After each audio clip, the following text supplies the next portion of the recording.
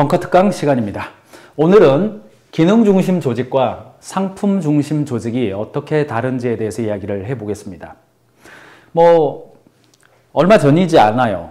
도어락 회사예요. 도어락 회사는 일반 아파트용의 소매 도어락을 판매하는 팀이 있고요. 그리고 대형 아파트 단지, 그리고 오피스텔 이런 데에 대형으로 납품하는 팀이 있어요. 그런데 문제는 뭐냐면 그 영업부하고 프로그램을 짜주는 기술개발팀이랑 항상 갈등이 있는 거예요. 특별히 아파트 같은 경우에는 영업을 하다 보면 그거 해드릴게요. 다 약속하죠. 클라이언트들한테.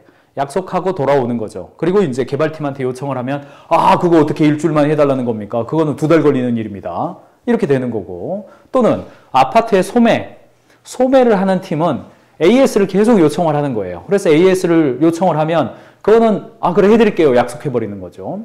그러면 이제 개발팀에서는 그거 AS 대상 아닌데 왜 해준다 그랬어요? 계속 갈등이 있는 겁니다. 부서끼리 협조가 잘 안 되죠. 기능 중심이기 때문에. 영업부는 계속해서 무리한 요구라도 수용을 해서 매출을 올리고 싶어 하는 거고, 생산이나 개발팀은 영업부가 무리한 요구를 받아들여 와서 이 리소스가 많이 들어가고 밤늦게까지 고생을 했는데 나중 보면 또 수주도 또 안 돼버리고, 이런 문제가 계속 생기는 거죠. 이 문제는 사실은 간단한 방식으로 해결을 했습니다. 영업부하고 기술팀이랑 병합을 해버리는 겁니다. 제 아파트 본부에서 아파트 본부장 밑에 영업부 직원과 개발부 직원, 생산부 직원을 집어넣어서 원팀을 만들어가지고 그 원팀이 가서 아파트에 수주를 할 때 어디까지 우리가 해주겠다고 약속할 것인지를 결정해줘 버리는 거예요. 그 다음에 소매사업부, 그래서 소매사업부 안에 개발, 생산, 물류, 영업부가 다 통으로 묶어가지고 그거 해드릴게요. 또는 해주지 않을게요. 라고 결정할 수 있는 방식입니다. 상품 중심 조직으로 바꿔버리는 거예요. 문제는 뭐냐면 또 이렇게 바꾸면 개발팀 구성원들이 뚝뚝 떨어지게 되잖아요. 어떻게 보면 영업부 밑에 각 부서가 다 들어가 버리는 구조거든요. 그러니까 또 품질이 떨어지게 돼요. 여러분들도 일을 하시다 보면 처음에 작은 조직에서 큰 조직으로 변화할 때 기능들이 쪼개질 겁니다. 그러면 반드시 어떤 문제가 다가오냐면 기능과 기능 사이에 조금 세게 말하면 부서 이기주의 혹은 부분 최적화, 사일로 현상 이런 이야기들이 나타나게 되죠. 그래서 이 경계선상에 있는 일을 어느 파트에서 할 것이냐 가지고 팀장들끼리 혹은 본부장들끼리 갈등하고 있는 모습을 경영자가 보면 좀 답답하기도 하고 그렇게 됩니다. 그런데 이 문제 여러분만 고민하는 게 아니라 경영을 하고 있는 수많은 조직의 형태로 일을 하고 있는 대부분 회사에서는 다 고민하고 있는 문제입니다. 제가 있던 조직은 패션 회사였습니다. 패션 회사는 기본적으로 경영자가 있고 디자이너, 상권 담당자, 그리고 생산 담당자 이렇게 좀 팀이 있어요. 그런데 여러분들 브렌다노라고 브랜드를 아시는지 모르겠네요. 브렌다노. 이렇게 해양 컨셉의 아주 밝은 그런 옷이에요. 두 번째는 언더우드라고 있었습니다. 언더우드는 좀 범생이 컨셉의 아주 얌전한 그런 옷입니다. 프레피룩이라고 통상 부르죠. 그래서 이 두 가지 브랜드가 있는데 이 두 브랜드는요, 상권도 비슷하고 들어가는 규모도 비슷하고 대리점을 낼 때에 대리점을 창업하는 비용도 비슷했어요. 그러니까 상권 담당자들이 대구 동성로, 대전 중앙로, 의정부 먹자골목, 안양 1번가, 부천 소풍 이런 식으로 전국의 주요 상권들을 다니면서 가는데 가는 곳마다 갈등하는 거예요. 오히려 다른 브랜드와 경쟁하는 게 아니라 브렌다노하고 언더우드 상권 담당자가 한 명의 대리점 예비 대리점주를 대상으로 해서 브렌다노가 더 좋아요 그러고 언더우드가 더 좋아요 그러고 막 그러는 거예요. 그러니까 내부 간의 경쟁이 또 생기는 겁니다.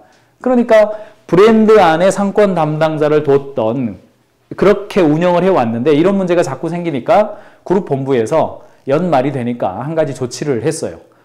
브랜드 밑에 상권 담당자 두지 말고 상권 담당자는 상권 본부로 다 모여 이렇게 묶어버린 거예요. 그래서 어제까지 경쟁자였던 브렌다노 상권 담당자와 언더우드 상권 담당자가 한 사무실에서 옆자리에 앉아 있는 거예요. 그리고 상권 본부에서 통합 상권으로 지역을 다니면서 여기는요 우리가 볼 때 브렌다노가 좋아요, 여기는 언더우드가 좋아요 라고 결정을 내리면 각 브랜드에서는 그 결정에 따라서 매장을 출점하는 전략으로 바꾼 겁니다. 이렇게 되면 상권에 관련돼서 품질은 향상이 되지만 여러분이 한편으로는 언더우드 본부장이나 브랜다노 본부장 입장에서는 내가 마음껏 진출하고 싶은데 상권 담당자를 통합시켜 놔버렸기 때문에 내 마음대로 상권을 갈 수는 없게 되죠. 그러니까 약간 이쪽도 약화되는 거예요. 기능이 강화되면 서비스 중심 조직의 목적성은 약화되게 되어 있습니다. 반대로 서비스 중심 조직, 브랜드 중심 조직의 목적성이 강화되면 기능의 품질은 또 한편으로는 약화되게 되어 있어요.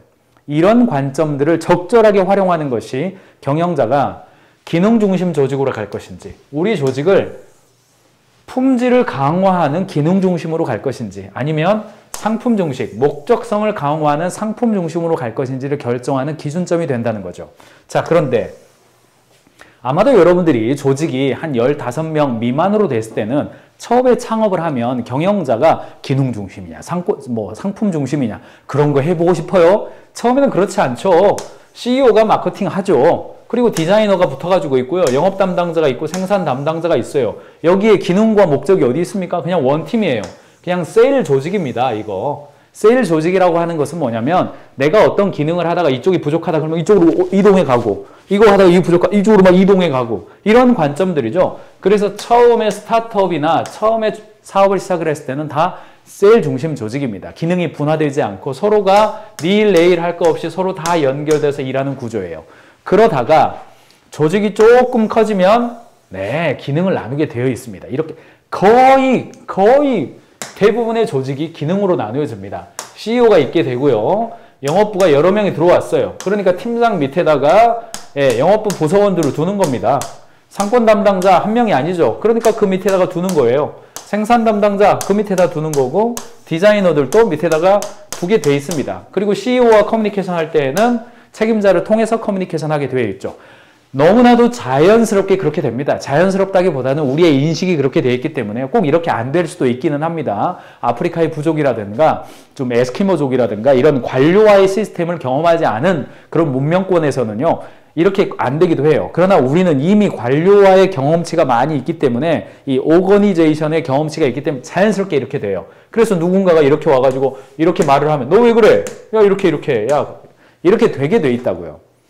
그리고 이제 필요에 따라서 옆에 지원 조직을 두게 되는 거죠. 가장 먼저 생기는 것이 대한민국 법에 종속되기 때문에 회계, 세무, 인사, 총무, 법무 이런 요소들을 이쪽에다 두어서 CEO를 서포트하게 되는 거죠.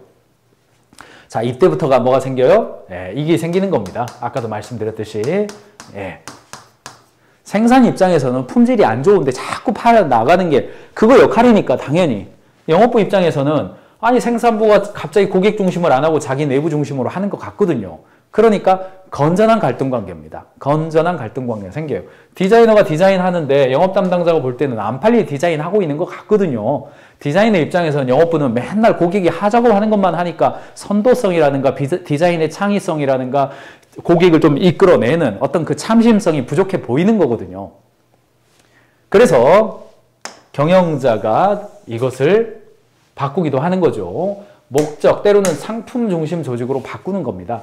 그래서 CEO 옆에다가 기능을 두고 신사복 사업부, 숙녀복 사업부, 아동복 사업부 이렇게 상품 카테고리를 중심으로 해서 이 안에다가 영업, 상권, 생산, 디자인, 영업, 상권, 생산, 디자인, 영업, 상권, 생산, 디자인을 쪼개버리는 겁니다. 영업 담당자들이 기능 중심 조직일 때는 영업 담당자들이 한꺼번에 모여 있다가, 상품 중심 조직일 때는 영업 담당자들이 영업 1, 영업 2, 영업 3 찢어지는 거예요. 그리고 신사복 사업부에 본부장이 생기는 겁니다. 본부장이냐 팀장이냐는 큰 의미는 없습니다. 생기는 거예요. 이렇게 하면 비로소 뭐가 생겨요? 신사복이라고 하는 목적성, 우리 신사복 제대로 잘해보자 라고 하는 목적성 밑에 이 팀이 완전히 똘똘 뭉칠 수 있는, 그냥 원팀이 돼가지고 나아갈 수 있는 목적이 강화된다는 겁니다. 그래서 상품 중심 조직을 목적 중심 조직이다 라고 이야기하기도 합니다. 문제는 뭐예요? 상권 담당자들이 뚝뚝 떨어져 있으니까 상권의 품질, 디자이너들이 뚝뚝 떨어져 있으니까 디자이너의 어떤 직무 전문성이라든가 디자이너의 커리어, 디자이너가 가지고 있는 어떤 그 하트를 서로 공유하면서 창의성을 발휘하는 거, 뭐 이런 것들이 좀 부족해질 수밖에 없지 않겠습니까? 이 장단점이 있는 거죠. 그래서 이런 기능 중심 조직과 상품 중심 조직의 단점을 보완하기 위해서 나오는 것이 이른바 매트릭스 조직이라고 통상 부르죠. 매트릭스, 가로축, 세로축, 예, 가로축, 세로축 이렇게 되는 겁니다. 매트릭스, 자 CEO 밑에 기본적으로는 일단 목적 중심 조직으로 구성이 됩니다. 고객 중심 조직, 목적 중심 조직, 상품 혹은 서비스 중심 조직 같은 의미로 사용하고 있고요. 신사복 밑에, 숭조복 밑에 같이 다 있으면 똑같아요. 그런데 뭐가 있는 거냐면 옆으로 나와서 CEO 옆으로 나와서 CO 조직이 있는 겁니다. CO 조직. 그래서 CMO, 마케팅, CPO, 프로덕트, CDO, 디자인, CHO, 휴먼 리소스, CFO, 파이낸싱, CTO, 테크놀로지 여러 가지 등등등등등등이 있는 거예요. 그래서 CEO가 경영적 목적으로 볼 때, 경영 전략으로 볼 때 지금은 품질이나 이익률은 약간 유보하더라도 앞으로 달려야 할 때다 지금. 숫자를 좀 보여줘야 될 때다. 그러면요 이쪽에다가 파워를 꽉 실어주는 겁니다. 이 본부장들한테. 그래서 CEO들을 만나가지고 CEO가 나머지 CEO들을 만나가지고 여보시오 당신들의 과업은 이 본부장들을 잘 도와주는 거지 체크하고 컨트롤하는 거 아닙니다. 서포트하는 역할입니다. 이네들이 하자고 하는 거 다 도와주시오. 나 오지 말고 본부장들 가서 만나. 나 오지 마. 사무실에 있지 말고 다 가서 만나. 이렇게 정책을 쓰면 이쪽에 힘이 확 실리게 되는 거죠. 그래서 싹 서포트를 해줘요. 그런데 이제 시간이 지나서 봤더니 막 고객이 왔네, 컴플레인 생기고 대리점주들이 와가지고 막 당신네들 뭐 하는 거냐, 뭐 돈만 벌면 다냐, 뭐 이런 이야기가 나오고 매출은 올라가는데 영업이익률 떨어지고 여기에 있는 직원들은 뭐 막 문제가 있다 막 이야기가 나오고 그러면 어느 순간 경영 전략을 싹 전환하는 거죠. 매출 많이 늘렸으니까 이제는 비용도 좀 통제를 하고 품질도 좀 통제하고 직원들도 좀 제대로 훈련시켜야겠다라고 마음 먹으면 어떻게 이야기해요? 신사복 본부장이 CEO를 만나가지고 컨펌 받으러 왔을 때 이렇게 한마디 하는 거죠. 이 계획서 CMO 컨펌 받았어요? CDO 동의했어요? CFO도 동의한 겁니까? 이렇게 질문하면서 다음에 올 때는 이런 보고서는 최소한 3명 이상의 CEO의 동의를 받고 오시오? 뭐 이렇게 이야기를 해버리면 갑자기 여기 신사복 본부장이 이렇게 올라가려고 그랬다가 못 올라가고 어디로 가요? 이렇게 가는 거예요. 이렇게 갔다가 같이 올라가거나 컨펌을 받고 가게 되어 있는 거죠. 여기 밑에 있는 직원들은 어때요? 그러니까 이미 신사복 본부장 밑에 있는 디자이너 입장에서는 이런 상황이 되면 이렇게 보고하기에 앞서서 먼저 가서 CDO한테 가서 동의를 얻고 혹은 조언도 구하고 여기 와가지고 이 소통이 강해야 신사복 본부장이 디자이너한테 이거 CDO 동의 얻은 거예요? 미리 확인을 해서 이렇게 보고를 할 때 CDO 동의까지 얻은 겁니다. 라고 말을 하게 되는 거죠. 그러면 사실상 어떻게 됩니까? CEO 조직이 전체를 지배하는 구조가 되는 거죠. 이것을 우리가 가로축, 세로축, 매트릭스 조직, 양쪽의 부족함을 보완하는 형태로 움직인다. 이렇게 되는 거고요. 매트릭스 조직을 조금 더 발전을 시켜보면 전체 조직 중에서 매트릭스 조직에 해당되는 조직을 둘 수도 있고 어떤 조직 몇 개의 팀은 이거는 매트릭스 필요 없어. 그냥 너네들은 다이렉트로 나한테 보고해. 이런 식으로 운영하는 것을 병행하기도 합니다. 그것을 또 이제 하이브리드 조직이다. 이렇게 표현하기도 합니다. 하이브리드. 양쪽의 기능 중심과 매트릭스 조직과 혹은 뭐 상품 중심을 다 병행하는 거예요. 어떤 거는 경영자가 직보고를 받고 어떤 거는 CEO를 거쳐서 보고를 받고 하는 것을 병행합니다. 그래서 그걸 하이브리드 조직이다. 통상 이렇게 표현을 합니다만 어쨌든 핵심은 3가지를 기억하시면 됩니다. 경영자로서 경영자라는 경영자가 되려면 조직이라고 하는 것이 일반적으로 기능 중심 조직만 있는 게 아니다. 이거 먼저 아시라는 거죠. 그래서 일반적으로 회사가 커지면 이거부터 시작해요. 부서를 나눠가지고 부서의 사람도 키우고 부서의 생산성도 높이는 것을 기반으로 해서 성장을 하고 그러다가 좀 부서 간의 경쟁도 생기고 아무래도 비부가 업무가 생기죠. 그러면은 상품 중심 혹은 서비스 중심 혹은 목적 중심 조직으로 재편을 하고 그러다가 양쪽에 장단점이 보인다. 그러면 적절하게 CEO 팀들, CEO 밑에는 뭐 시니어 오피서 혹은 주니어 오피서 다 있을 수 있습니다. 밑에다가 이 조직을 강화할 수도 있어요. 이렇게 조직을 둬서 상품 중심 조직과 CEO, 기능 중심 조직이 병행할 수 있는 매트릭스 조직을 둘 수도 있다는 겁니다. 좀 정리를 해보면요. 사업은 성장할수록 처음엔 세일 조직으로 있다가 기능 조직으로 변화합니다. 그러다 그걸 극복하기 위해서 상품 조직으로 변신해요. 그리고 장단점을 확보하기 위해서 매트릭스 조직까지 두기도 합니다. 그런데 이 셀 조직이나 기능 조직이나 상품 혹은 매트릭스 조직은 가치 지향성, 산업의 특성, 효율성, 자율성, 지위 구조, 기능성, 목적성에 따라서 무엇에 강점이 있느냐 보는데 셀 조직은요, 혼연일체 조직이에요. 니일 내일 할 것 없이 그냥 서로가 자기 역할을 변화시켜가면서 할 때 주로 작은 조직일 때 갈 수 있어요. 기능 조직은 품질 조직입니다.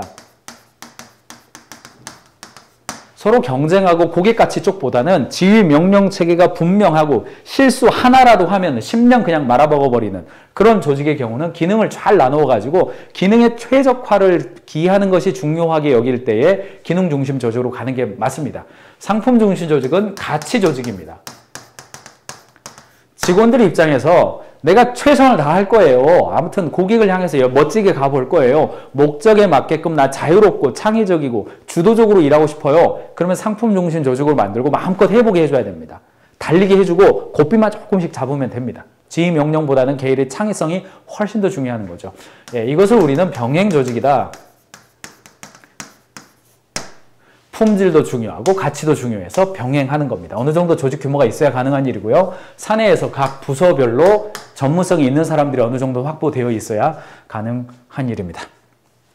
여러분들 회사는 지금 어떤 조직의 근육이 있습니까? 또는 여러분 회사의 팀장급들은 어느 정도의 전문성을 갖추고 일하고 있습니까? 거기에 따라서 셀, 기능, 상품, 그리고 매트릭스 4가지의 형태를 적재적절하게 잘 활용하시기 바랍니다. 오늘의 벙커 특강이었습니다.